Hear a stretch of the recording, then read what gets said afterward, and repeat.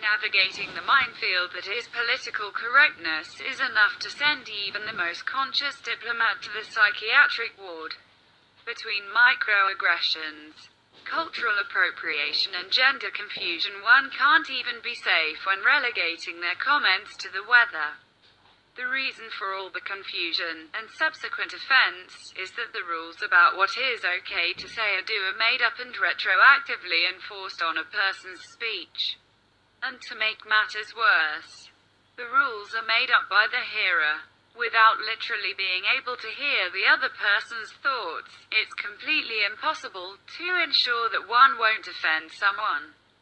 Language is a very powerful thing, and everyone who is anyone knows that. It shapes the opinions of a generation to hear the way we refer to things, and that opinion influences future law. Because of that, terms like fetus have replaced baby to lessen the blow of abortion. And transgender has replaced a number of terms that used to be used to refer to someone with gender dysmorphia. These have caused the entire population to accept things that we should have stopped and taken a much closer look at.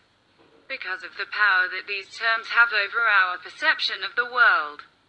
President Trump stepped in and demanded that the Centers for Disease Control, CDC, stop confusing the nation with these terms, along with a few others.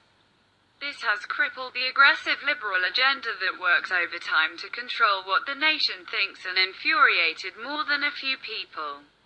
The Washington Post reported on these changes, and was none too happy to tell us that these rumors are indeed true. The Trump administration is prohibiting officials at the nation's top public health agency from using a list of 7 words or phrases, including fetuses and transgender, in official documents. Being prepared for next year's budget, policy analysts at the Centers for Disease Control and Prevention in Atlanta were told of the list of forbidden terms at a meeting Thursday with senior CDC officials who oversee the budget. According to an analyst who took part in the 90-minute briefing, the forbidden terms are vulnerable, entitlement, diversity, transgender, fetus, evidence-based, and science-based. The question of how to address such issues as sexual orientation, gender identity, and abortion rights, all of which received significant visibility under the Obama administration, has surfaced repeatedly in federal agencies since President Trump took office. Several key departments, including HHS, as well as Justice, Education, and Housing and Urban Development, have changed some federal policies and how they collect government information about lesbian, gay, bisexual and transgender Americans. At the CDC, the meeting about the banned terms was led by Allison Kelly, a career civil servant who is a senior leader in the agency's Office of Financial Services, according to the CDC analyst, who spoke on the condition of anonymity because the person was not authorized to speak publicly. Kelly did not say why the words are being banned, according to the analyst, and told the group that she was merely relaying the information. Other CDC officials confirmed the existence of a list of forbidden words. It's likely that other parts of HHS are operating under the same guidelines regarding the use of these words.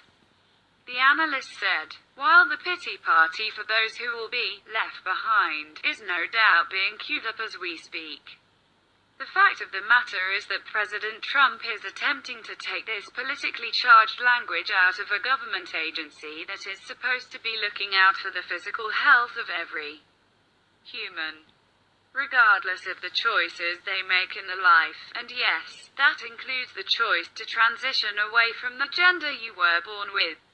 As you can imagine, this didn't go over well with anyone that the WAPO cared to interview. The reaction of people in the meeting was incredulous, the analyst said. It was very much, "Are you serious? Are you kidding?" In my experience, we've never had any pushback from an ideological standpoint, the analyst said.